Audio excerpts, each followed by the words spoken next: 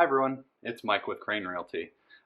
When we get closer to the end of the month, there's word that the Fed will increase the interest rate yet again, possibly 0.75%. Some people are talking that it possibly could be even a full 1%. So if you're a buyer, you're looking to finance your property through a mortgage.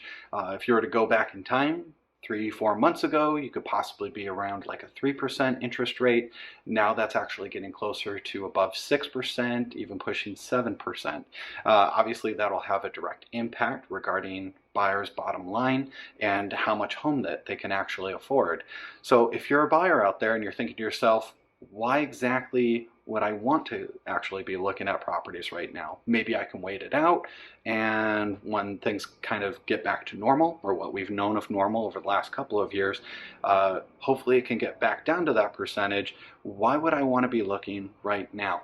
Well, it depends for yourself and what exactly your lifestyle looks like. If you're somebody that's able to live in a place where you're not actually paying rent or anything like that, you don't have monthly expenses, then possibly waiting it out might be a good option. If you have expenses where if you're paying for rent, I know for a lot of people, I've seen pretty much nobody's renting under $1,000. If you are, certainly kudos to you, but 1,000, 1,500, 2,000, I've even heard north of $2,000 each month people are actually paying for their rent. So after the end of a 30 days of that month, that's just money that goes straight out the window. It's not going towards any asset that you own. So that's kind of the counter argument. If rent was really super cheap, then certainly there might be a justification of saying, you know what, I'm going to actually wait it out for 2 years and kind of see if it'll level off and what that actually might end up looking like. But for anybody, if you were to say, all right, maybe the game plan is that I lock it in for this, whatever the interest rate is, 6.5%, 7%, and then in 2 years or 3 years, when things actually drop back down 4%, 3.5%, or 3%, then you can look into refinancing your home. Depending on what the game plan is for your home, if you were to have a vision for the foreseeable 5 to 10 year game plan minimum.